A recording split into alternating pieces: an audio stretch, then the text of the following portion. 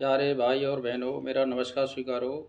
धार्मिक प्रश्नों की श्रृंखला में आज हम 261 से शुरू करेंगे और 270 तक चलेगा। तो ध्यान से सुनिए कि ब्रह्मचारी वेद विद्या को कैसे प्राप्त कर सकता है। तो इसका उत्तर है, और ये वेद में से लिए मैंने, या वेदांत में से लिए हैं या उपनिषदों में से लिए, कहीं बाहर से नहीं है, मेरे बनाए हुए प्रश्न है ये। तो उनको ध्यान से सुनिए। ब्रह्मचारी वेदाध्ययन और इंद्रिय दमन रूप तपोबल से शव, सूर्य, पृथ्वी आदि स्थूल एवं सूक्ष्म पदार्थों का ज्ञान पाकर सब से उपकार लेकर विद्वानों को प्रश्न करता हुआ वेद विद्या के प्रचार से आचार्य का इष्ट सिद्ध करता है। यानी जिसने, जैसे मान के चलिए किसी ने किसी को गुरु बनाया है, तो उसने शिक्षा प्राप्त करी है और उसके अनुसार आचरण करके वो वेद विद्या का प्रचार करता है, या उसमें से जो शिक्षा ली है उसके अनुरूप वो काम करता है, तो आचार्य खुश होता है। इसका मतलब ये होता है। तो फिर 62वां प्रश्न है, ब्रह्मचारी किस प्रकार आनंद पा सकता है। सब विद्वान पुरुषार्थी जन पूर्व काल से जितेंद्रिय ब्रह्मचारी के अनुशासन में चलकर आनंद पाते आए हैं और पाते रहेंगे। इसका मतलब ये है, जो पुरुषार्थी होता है, जो जितेंद्रिय होता है, जो ब्रह्मचारी होता है, तो वो अनुशासन में चलकर, यानी अनुशासन मतलब चरित्रवान होकर चलता है, तो वो आनंद पा सकता है और उसके जो पास रहेंगे वो भी आनंद पा सकते हैं। तो 63वां प्रश्न है, आचार्य ब्रह्मचारी की परीक्षा किस प्रकार लेता है। आचार्य ब्रह्मचारी की उपनयन संस्कार कराता हुआ आचार्य ब्रह्मचारी को उसके उत्तम गुणों की परीक्षा लेने और उत्तम शिक्षा देने के लिए 3 दिन रात्रि अपने समीप रखता है, और ब्रह्मचार्य और विद्या पूर्ण होने पर विद्वान लोग ब्रह्मचारी का आदर मान करते हैं।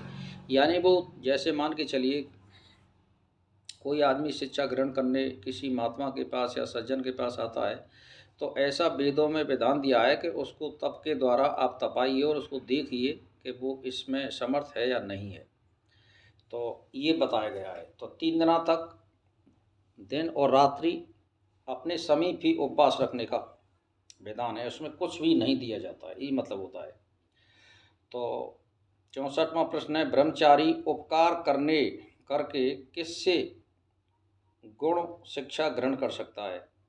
यानी ब्रह्मचारी उपकार करके किससे गुण या दीक्षा ले सकता है। इसका मतलब ब्रह्मचारी हवन में 3 समुदाय छोड़कर और कटिबंधन आदि से उद्योग का अभ्यास करता है और प्रकट करके व्रत करता है कि मैं ब्रह्मचार्य के साथ पृथ्वी, सूर्य, अंतरिक्ष विद्या को जानकर संसार का उपकार करूँगा। जैसे इसमें दिया है ना कि पृथ्वी की विद्या का मतलब होता है, इसमें बहुत से खनिज होते हैं, इसमें पानी होता है और पानी में शक्ति होती है। अब सूर्य विद्या का मतलब समझ रहे हैं कि सूर्य से सब कुछ ले सकते हो, ये एक विद्या है और वायु विद्या द्वारा प्राप्त होती है। अंतरिक्ष, ये आकाश की विद्या है। तो ये इन विद्याओं को जानकर वो संसार का कैसे उपकार करता है, इसका मतलब ये होता है, गुण का मतलब ये होता है। तो 65वां प्रश्न है, ब्रह्मचारी विद्वान बुद्धिमानों को कैसे परम आनंद पहुंचा सकता है। तो ब्रह्मचारी वेदों के अभ्यास और जितेंद्रियता आदि तपोबल के कारण बड़ा सत्कार पाकर सबके अधर्म को धर्म में लाना और संपत्ति का मार्ग दिखाकर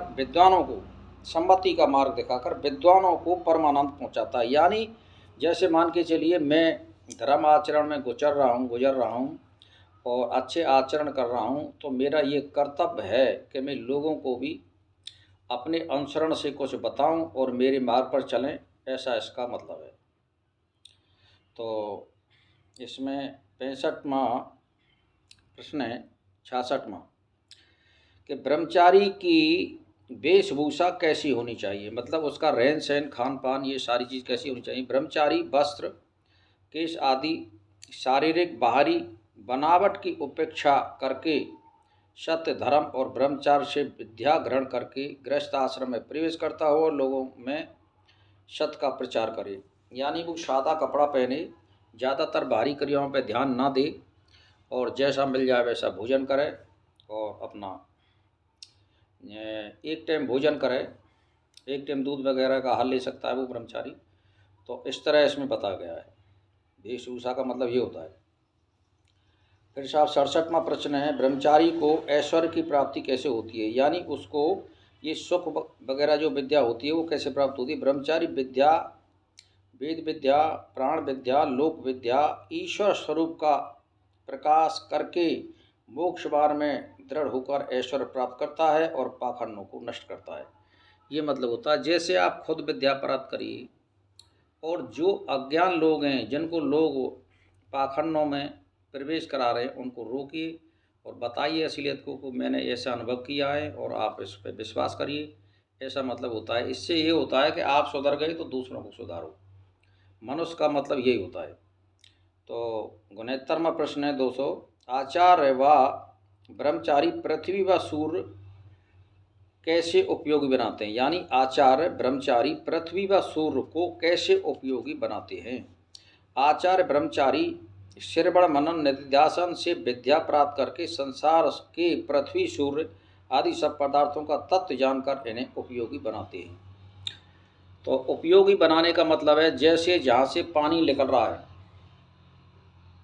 और वो समुद्र में मिल जाता है या अनायास चला जाता है, उसको मतलब ये होता है ज्ञान का कि उसमें बंद लगाइए जिससे पानी का जो स्तर है वो ऊपर आएगा।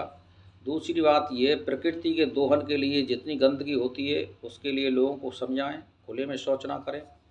तो दूसरी बात ये है कि पृथ्वी के बारे में मिट्टी के गुण और अवगुण ये भी जाने जाते हैं कि यहाँ पे खारा पानी निकलता है या मीठा पानी निकलता है या ये ज़मीन उपजाऊ है कि नहीं है, ये सारी विद्या प्राप्त करनी पड़ती है। इसका मतलब ये होता है। तो फिर 270वां प्रश्न है, ब्रह्मचारी अपनी शक्तियाँ कैसे बढ़ाता है? परमेश्वर का ज्ञान निकट और दूर अवस्था में रहकर सब स्थानों में वर्तमान है और अनन्य वृत्ति ब्रह्मचारी योगी तप की महिमा से ब्रह्म का साक्षात्कार करके और उसकी शरण में रहकर अपनी शक्तियाँ बढ़ाता है। तो इसका मतलब ये होता है कि जैसे मान के चलिए ब्रह्मचारी का आप पाठ करें, यानी ब्रह्मचारी का मतलब है अपनी इंद्रियों को अपने कंट्रोल में रखें। तो परमात्मा का साक्षात्कार करने के लिए सबसे पहले इंद्रियों को बस में करना पड़ेगा और जब परमात्मा का साक्षात्कार हो जाएगा, ऐसे मत समझो कि मैंने किया है परमात्मा का साक्षात्कार, ये तो गलत है। इसमें जो आत्मा होती है वो ही ब्रह्म का अनुभव करती है, क्योंकि जब वो आत्मा हमारे से निकल जाएगी तो आप कुछ देख सकते हो? नहीं देख सकते। ऐसे तो गलत है कि मैंने साक्षात्कार किया, नहीं, आत्मा ही आत्मा का साक्षात्कार करती है। हमारे अंदर जो आँखों में कौन देख रहा है? ईश्वर, आत्मा। कानों में कौन सुन रहा है? ईश्वर। नाक में कौन सूंघ रहा है? ईश्वर। तो मतलब ये कि हम कुछ नहीं करते, वो ही करता है। इसका मतलब ये होता है। तो आज की हम धार्मिक प्रश्नों की श्रृंखला को यहीं पर विराम देते हैं और इनको जो आप रोज़ सुनोगे और सोते समय सुनोगे तो आपको कुछ अवश्य मिलेगा और आपके हृदय में ये स्थिति प्राप्त हो जाएगी और बिना पढ़े आपको सब कुछ मिल जाएगा। इसी के साथ धार्मिक प्रश्नों की श्रृंखला में आज हम विराम देते हैं। नमस्कार।